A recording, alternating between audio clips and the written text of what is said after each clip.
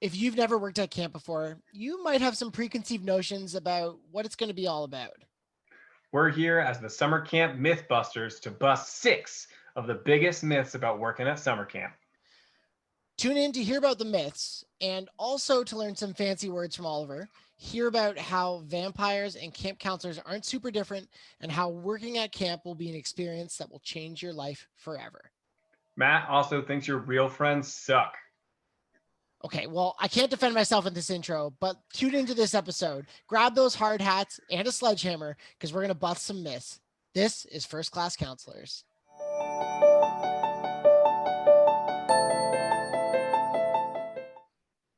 Hello, Camp Pros. This is Oliver Gregan. My pronouns are he, him, and I'm a summer camp professional. And I'm Matt Hansberger. My pronouns are also he, him, and you are listening to First Class Counselors.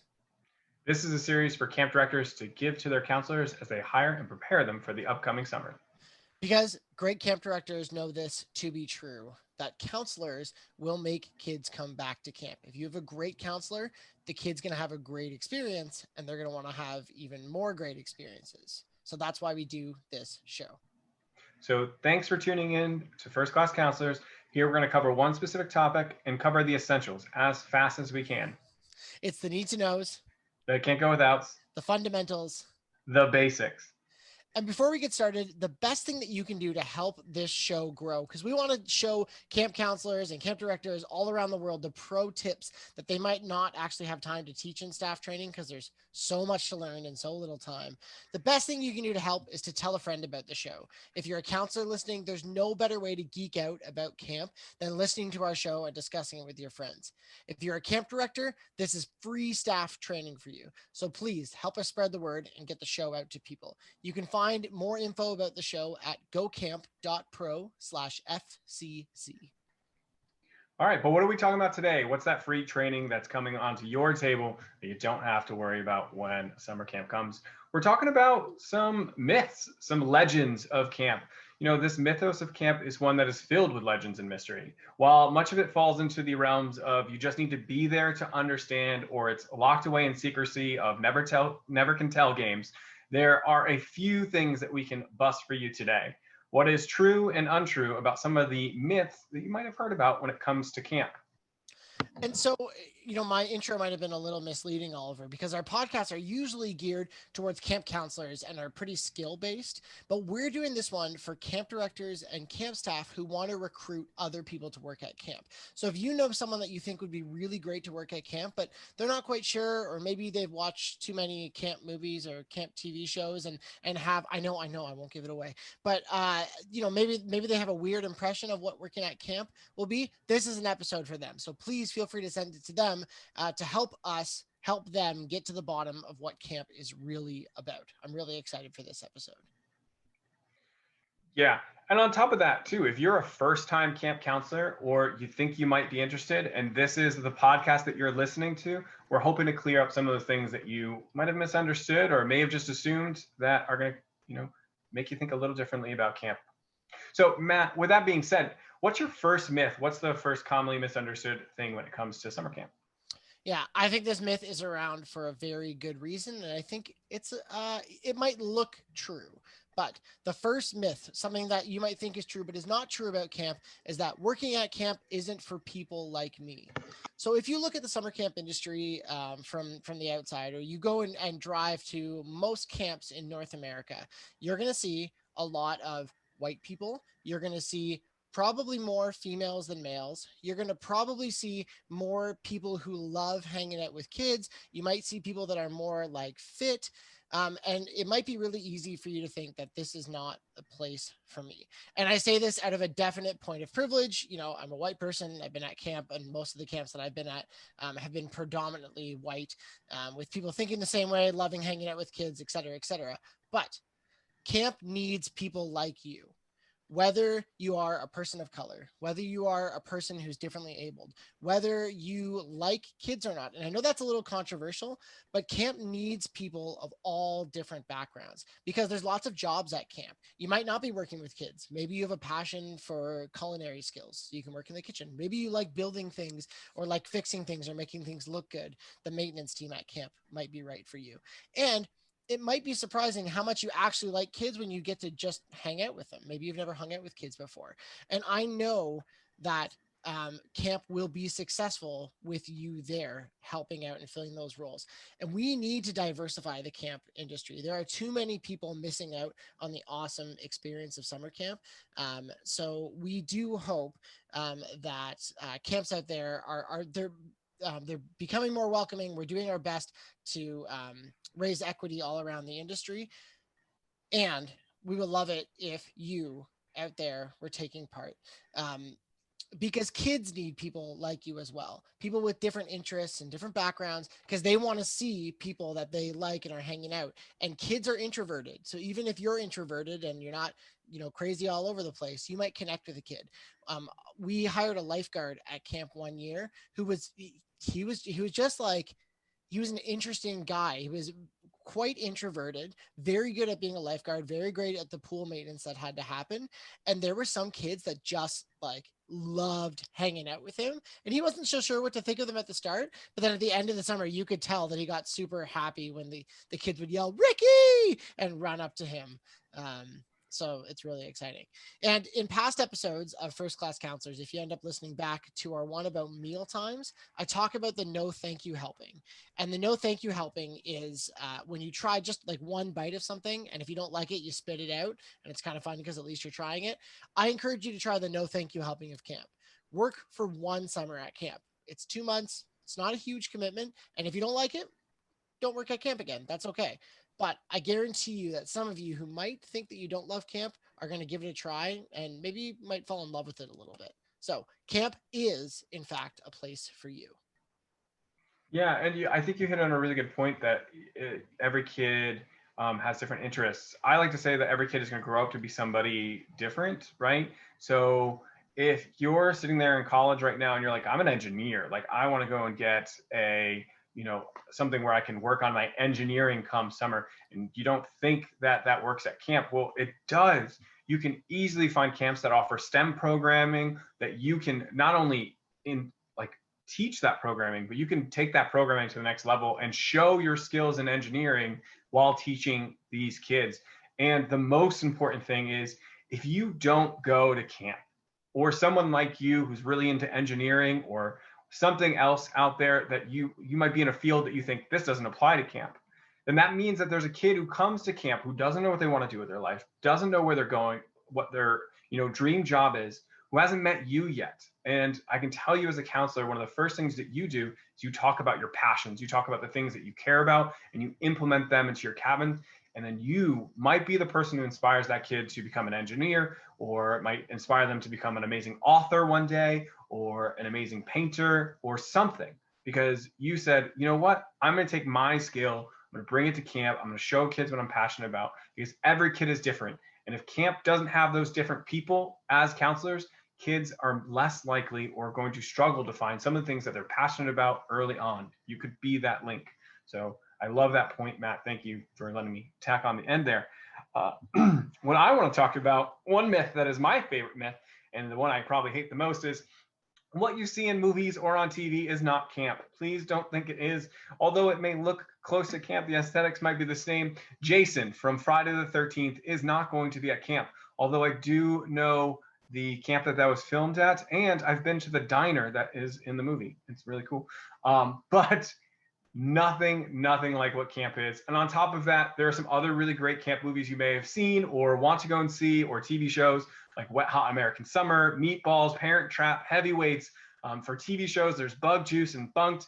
These are all different ways to display camp. They're funny to watch, but they are very different than what camp actually is. So while you are not going to see a machete wielding, hockey mask wearing, undead immortal killer when you go to summer camp, you're going to see a lot more shorts, ringer tees, friendship bracelets, and colorful water bottles. A lot of tie-dye as well. These are pretty close to what that aesthetic is. Some of the things that kind of throw you off is maybe go and watch one of these camp movies. I really like watching Parent Trap and just going, where are the counselors? Sometimes they're in like the background, like on check-in day and stuff. But there's one infamous scene where they're like playing cards, I believe, and that one of the girls wins the card, and the other girl has to jump in the lake without her clothes and they run out of the clothes. That shouldn't be happening at camp because there should be a counselor in that cabin preventing these things from happening. So if you are watching those camp things, the aesthetic might be close, but just know that the operations, the day-to-day camp stuff is pretty close. There is one very accurate thing though that is close. Typically the camp directors, if they're ever shown, are like super tired and like worn out and like stressed about camp happening. That's true. Yeah. They don't show it Yeah, as much as that's they right. do in the movies, but the camp directors are definitely sitting there going like, oh my God, how am I going to manage? But they put on a bright face in real life and they smile. Just, you can see a little bit of the struggle they might go through during the summer in those films.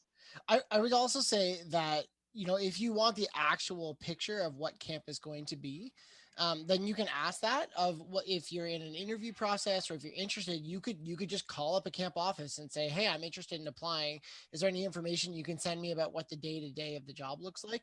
Or a lot of camps run year round programming. This year might be a little bit different with COVID, but and volunteering might be a little bit harder. But if you can find an opportunity to volunteer at one of these programs, maybe a weekend summer camp or something like that, that could be a good entrance into what the daily life looks like. And COVID dependent, I don't know of many summer camps that would turn down some more help every once in a while. Yeah, there you go. All right. Matt, do you mind if I start with myth 2? I would love it, please. Okay, so you may imagine hearing the word camping, that means you're going to be in a tent all summer. Mm. Uh, that is not true. So typically, if you're hired as maybe a trip or an adventure counselor, was what a lot of camps refer to them as, you might be doing a lot of tripping or camping. So you'll probably be in a tent. You might be out on a trail doing maybe a canoe or a kayak trip with some kids. It varies based on the site. So you'll probably know that ahead of time, and you'll get some training that you need to know for taking campers off site and such, and what it's like to do the tent. And hopefully, if they're hiring you in that position, you have some experience with camping and you'd be comfortable with it. When they wouldn't just hire a random you off the street and say, "Hey, you're going in a tent." Some camps do, however, have more rustic facilities. So that is something that you want to look into with the camp that you're going to go into. Now, while I say that, that does not mean it's a bad thing. So if your cabin is more typically a wooden box with a roof and some screen windows, that's fine. And then you're heading out to a bathhouse, that's great. Remember, you're only doing this for 2 months. You're gonna get to have an amazing experience. Sometimes I find that campers have a better experience. I can remember to my time in New Jersey at a camp that I worked at where, I even brought up the idea of maybe getting those cabins like redone and, modified. And it was a war zone. The campers and the staff were like, no, why would we ever fix this? It is perfect. Let us live with the trees and the bugs and the squirrels. If there is no chipmunk to come into my home, then there is no home to be had, right? Like this, it's a reality. So you will find that you will adapt to what it is. And on the side note, there are camps that maybe are year round. They have a full blown facility with bathrooms in the cabin and heating and air conditioning. These are amazingly useful and helpful and happy, but they may be different in their own ways and their own struggles, right? Like you might have campers that maybe are paying a little more money to be there, might be a little more entitled. Who knows? Like it's the pick of what's going on here. So don't just base your decision off of the fact that you think you might be staying in a tent all summer. And if facilities are really important to you, you can look those up online, check out the camp's website, call the camp, take a look and learn a little bit about it, because you can kind of pick your comfort zone for where your camp experience is going to be. And I think that's a strong thing to do. But you won't be in a tent all summer. You might be in a yurt maybe, or a like platform tent. Those are available for your choice, but you won't be just, unless you're hired specifically to do that job, it's not like you're going to be in a 4-person tent all summer out in the rain. Right. And you know what? Also, dirt can't hurt, right? Like working at camp definitely changed my perception of like what gross was. There's gross like, not showering for 2 days and being sweaty for most of those 2 days. That's kind of gross. And there's gross like walking through a bog and having to come out the other side. You know what I mean? Like that's there's gross in that way. But even then, you're just like, nah, it's camp. I'll go in the lake and it'll be fine. So yeah, you will be adaptable. But it is totally fair to ask about that because I'll go back to my first point of camp isn't for you. Maybe cleanliness is really important to you, and that's okay. You know, some camps will be able to make that work. No problem. There might be a position that will work just fine for you in that way. And if there isn't, there's lots of camps out there. So good point, Oliver. Thank Okay, you. I think myth number four. We're on number four right now. Well, yep. Yeah. So Myth 4. There we myth go. myth four. Uh, I'm choosing all these like half-hearted myths because this one is kind of true as well. Myth number four is that working at camp pays next to nothing, and that's kind of like a kinda because notoriously, if you've never worked at camp before, something to prepare yourself for is that camp usually isn't the best paying job. Now, that is changing in the industry. Even in the last 10 years, I've seen salaries go way up, and more camps are abiding by the minimum or are there's legislation saying that camps must abide by the minimum wage laws. And that might sound weird if you don't know the history of it, but camps have had an exemption for a long time in certain states, certain provinces in Canada, and some are now paying minimum wage. That being said, no matter what the pay is, working at camp is amazing. Camp pays in almost every other way that you can think of. And you know, we did a whole episode on this one, right, Oliver? I'll link it in the show notes about camp called Camp is a Real Job. And we definitely talk about pay in that episode. Um, We but actually have 2 episodes if you count. We have an entire episode about camp counselor financials as well. oh yes, thank you, Oliver. I'll put both of those in the show notes. But essentially, people don't stay at camp because they're in it for the money. They might come for 1 year because it's a summer job and making a little bit of money is good, but they come back because camp is such a great place. It's a great place because of the people that you'll meet. It's a great place because of the opportunities that it sets up for the future. Oliver talked about, even an engineer can come to camp. I personally know 3 engineers were also camp staff. And part of the reason they got their job was because they leveraged their experience at camp and said, I can work with a team. I've learned to work with lots of deadlines and in high pressure situations. And I was forced to be creative every single day of the job. And that is abundantly true about being a camp director. So it sets you up in that way. Oliver and I many times have talked about how our closest friends are camp people. I'll talk about that in a little bit. And some of the skills that you gain of patience and creativity and just the ability to work with kids. This is a job that will set you up really, really, really well. Finally, I'll go back to that camp counselor financial piece because while you're at camp, a lot of those expenses are paid for you, right? Your room and board is included if you're an overnight camp, your room and board is included. Most camps, even day camps, will provide at least one meal. Overnight camps, you'll get all your meals provided. You know, you're not driving to the movies. You're not, I don't even know what people do in COVID times nowadays. They still have movies in the States, maybe. I don't know. I don't know what's going on. Some places, you know. Eventually there'll be movies that you could go to, but there are lots of opportunities off camp, pandemic or not, to spend your money. And while you're at camp, you're not spending your money.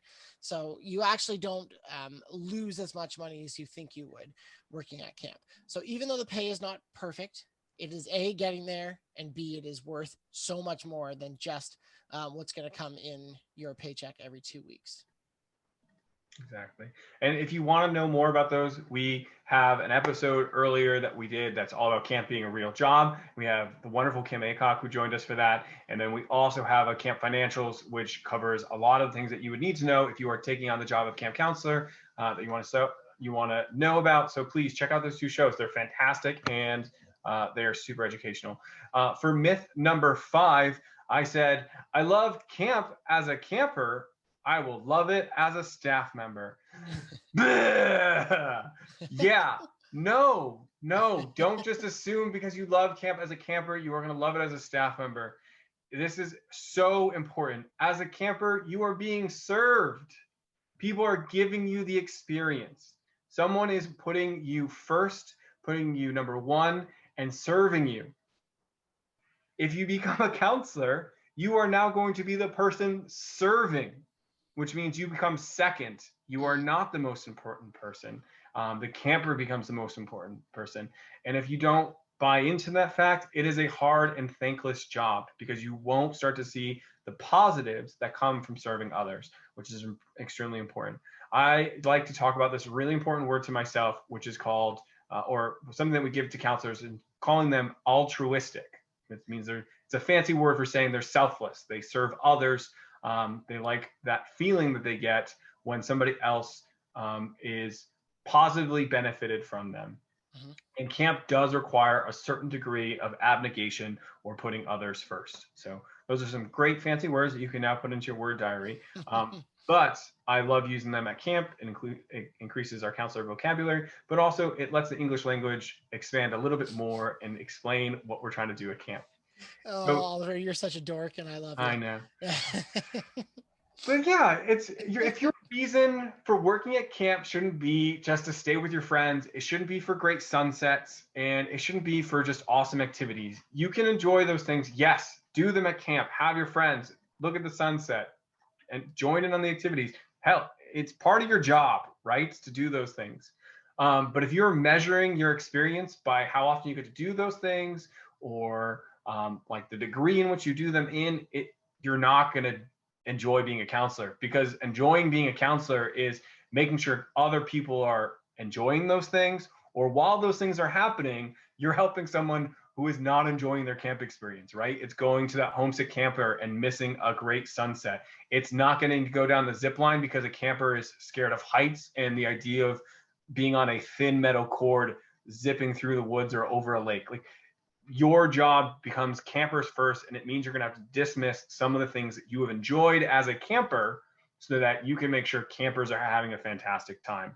A great way to measure this is if you were ever part of a CIT program. Did you enjoy that program? Did you like the process of starting to give back?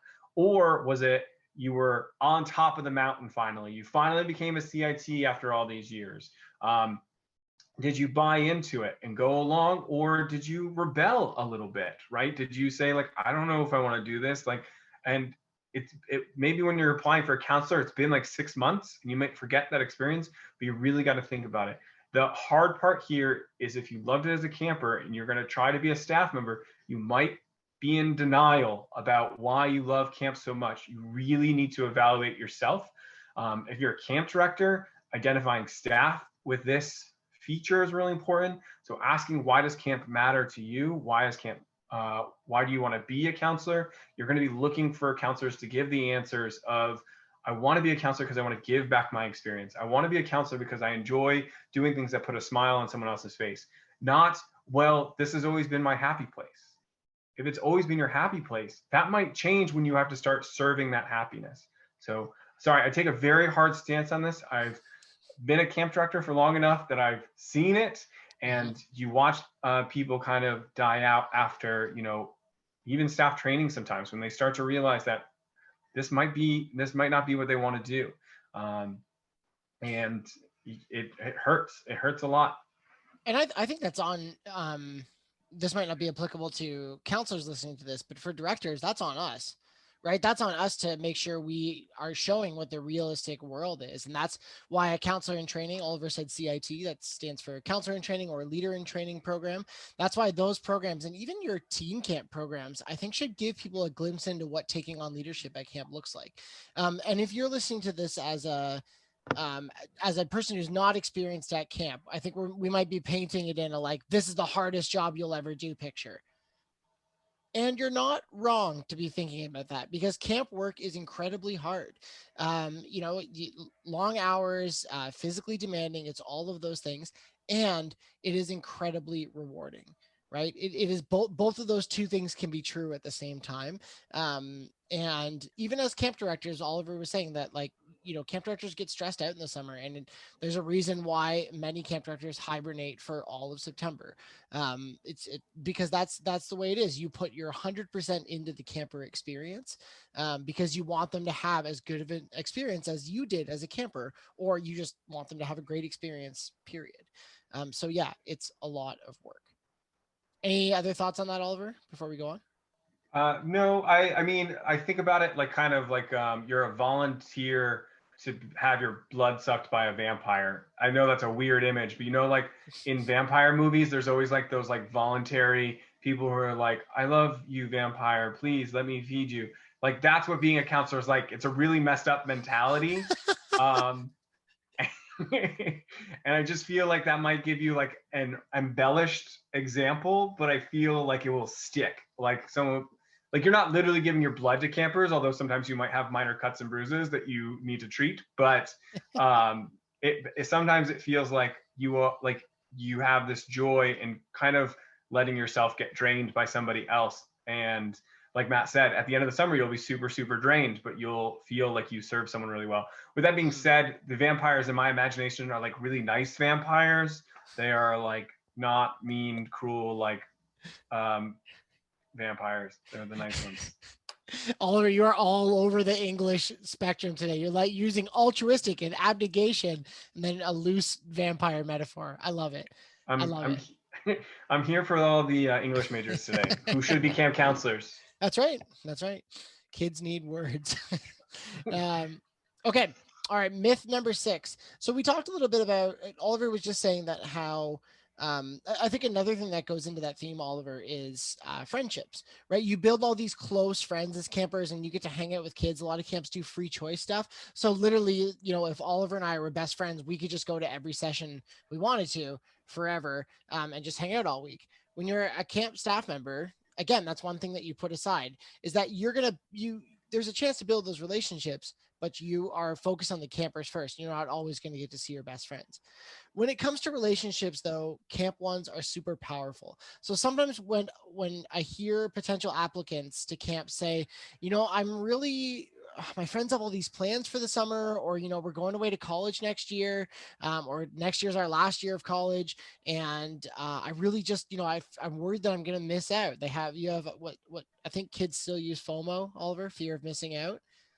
That might be a millennial term, but you're worried that you're going to miss out. And what I would say is that could be true.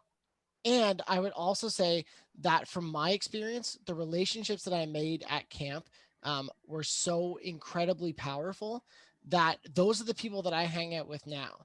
And, some of my best friends stopped working at camp, I don't know, 6 years before I did, and I'm still best friends with them today. My core group of friends all stopped working at camp maybe 5 years before I did, and I'm still best friends with them. I don't hang out with a single person I went to high school with, except for my best friend, because he's also one of the camp people, and I don't hang out with a single person I went to university with. I message them. We have group messages, but like, the people that I want to dedicate my time with, the people that I'm missing the most because of COVID right now, 100% of them, besides my family, are camp people. So those relationships, they will be powerful. And what I would also say is bring your friends, right? If you want to make memories with somebody, bring your friends. You won't get to work with them every single day, but you'll get to hang out with them on days off, on weekends. You might get the odd session together, or maybe even you'll get to co-counsel together, which is super fun. Co-counseling with your best friend is like the best. It's so much fun. And also, camps might offer time off during the summer. Maybe they only run for 1 month, or there's a week where they need less staff members, and you can put in a request. Not all camps do that. Sometimes they just need people all the time, but there might be some time where you could have that cottage weekend, or you could have that rest midsummer if that works. It's great to work all summer if you can, but sometimes there's opportunities for that. So don't worry about those relationships. I guarantee you, in my experience, I'll say, and I think I can speak for Oliver and many camp staff members out there, that the experience they had at camp in the summer was much more valuable than 3 weeks in a row at a cottage. There's only so much like water skiing you can do, really. Go hang out with kids, make a bracelet, make some memories at camp. Yeah, I mean it's nice because camp keeps you busy every single day, right? And then you add the friendships you get from it are because you're working together. So you're problem solving, you're working together, you're creating these memories and stuff. The relationships that you build at camp are so much stronger. Like Matt said it. Yeah, I group message. I don't talk to anybody from high school. I group message friends from college. But the friends I'm missing now are the camp friends who I can't see because of COVID, right? Like um, I have and the I have another fancy English word for you is camaraderie, right? When you're working hard with somebody that you are close with, you build relationships with them. One of my best friends in the world, Ian, I don't know if you listen to this podcast, you probably don't because you're a teacher now. But I remember a moment when we were lifting a dock together and we are like, this is really heavy. And then we got the dock in and we were like, yeah, let's go. We're best friends. It was really just because we did this crazy hard thing together that we became friends. So through the difficulty and the hard, the toughness that it is to work at camp sometimes, that also brings people super close together. So that's a way that you'll build friendships. Oh yeah, so much to it. But with that being said, that's all of our myths. Obviously, there's more. If you know a cool camp myth, send it to us. Let us know. We'll give our contact at the bottom. But let it, or if there's a myth that you have at your camp that might be particular, like there's a monster in your lake or something, let us know because Oh, those are the cool things to hear about. Every we'll do camp like has its stories. we'll do a paranormal version of the myths Exactly episode. right. I like it. I like it. Uh, but but that does mean at the end of our show we're going to do the Eggle time, which means ever growing, ever learning. It's a trick, a tip, a game, a song for counselors to use to become better every single day. Matt, what is your Eggle today? Thank you, Oliver. I hope that I haven't done this one already, but I might have. We're like 33 episodes in. I can't promise that at this point. But this is a game that you can do. It's a great back pocket game or a filler game. I know we've done a couple, but this one is finger math or finger calculator or magic fingers, whatever you want to call it. There's tons of different names. There's everyone will lay claim to this being their game, but there's a million people who've done it. Anyway, the way that it works is you and your partner are going to stand face to face, social distancing, if you will. And what would happen is you're going to put your hands behind your back. Oliver and I put them behind our heads, just for those of you watching on YouTube. And what's going to happen is on the count of three, we are going to show between 1 and 10 fingers. The goal is to add up the sum of fingers between me and Oliver, between you and your partner. Whoever gets the total right first wins. And you have to make it easy. You can't like hide your hands on people. Oliver, you ready? Okay. 3, 2, 1, go. 18. Okay. Oliver did the classic. I'm going to do 10 or 0 is the strategy you can do as well. But you can start with kids. You can start with one hand, and that is a great way to start. You can go up to two hands. You can play with three people, and it gets intense. You can also do like multiplication, or subtraction or something like that, and you build some math skills in there too. So add them up, I think is what Jim Kane calls it. So you could find it there, but it's a pretty simple game. Spend 5 minutes and play. All right. For my Eggle, I'm gonna be offering y'all a book, or books in general. Um, this is the Campfire Cookbook. It's 80 imaginative recipes for outdoor cooking. And just because for some of us it might be winter and a bit colder outside, doesn't mean we can't start a fire or just try to do these recipes in our oven to get them ready for when the time comes for summer. So I suggest start learning some campfire cooking recipes that you can do. Maybe try to learn some adaptations with the ingredients that you typically get for, say, your campfire dinners or whatever you call them. I call them hobo dinners, so that you can maybe make some cool, creative dishes with your campers when summer comes, or maybe some cool desserts that you can bring to your overnight that your campers don't normally get, like a super s'more or something like that. But that's a campfire cookbook that I've looked through once or twice before to get some cool recipes. But also, the internet is a plethora of places to search, and I put the the code or link in our show notes, so you can go and just click on it. Go to Amazon, click buy. I believe it's $9, and $9 for self improvement is like nothing, right? If you're spending thousands of dollars on college, That's what's right. $9? It's way cheaper than a textbook, that's for sure. Exactly. Or just like I said, go on the internet. It's free. Search campfire recipes. It's Hmm. so easy, people. So easy. The nice thing about a book though is usually you don't get like the Pinterest of it, right? You can go on Pinterest and search campfire recipes, and you're gonna get a lot of weird stuff. True. At least for the most part, books like that, and you can read the reviews on Amazon before you buy something, right? So get a book that's good. Um, if I would also recommend cast iron cooking. books, if you can find yourself a Dutch oven, one of those big cast iron pots with the lid on it that you use charcoal underneath, those are super fun to cook in. You can make some super cool stuff. Oh yeah, I have a cherry pie recipe that's to die for. So, Love it. Love it. uh, okay. With that being said, though, Matt, how am I going to get a hold of you if I want to get your Dutch oven cooking recipes or learn a little bit more about what we talked about in the show today? For sure. You can email me at matt, M-A-T-T, at gocamp.pro, and I'd be happy to answer any questions. Just fire me an email if you want to be on the show, if you have a suggestion for a topic, anything like that. Email me. I'd love to hear it. Oliver, how about you? You can get a hold of me by just doing oliver.gregan.scd@gmail.com. And you can do the same. Send me whatever you want us to talk about, honestly. We want to talk about what you want to hear about. So if you want a staff training exercise on, I don't know, how to properly fold clothes, I don't know if we do that episode, but we could talk about it maybe. We can talk about Um, anything. yeah, but send us any show ideas you have. We would love to talk about them. We are constantly trying to expand our library of podcasts so that you can be a first class counselor. Love it. And if you did enjoy today's show, we'd be so grateful if you left us a review wherever you were listening to this podcast. Your ratings and reviews not only tell us what you like and don't like about the show, but it helps boost our ratings and helps more people discover the show. And we talked about a couple things that would be in the show notes for this episode. I believe 2 past episodes. Camp is a Real Job, Camp Counselor Financials, and I'll have the link to Oliver's cookbook posted in there. And you can find those show notes and all of our past episodes and their awesome show notes at gocamp.pro/FCC. And you can check out that and all the other great podcasts that the Go Camp Pro podcast network puts out.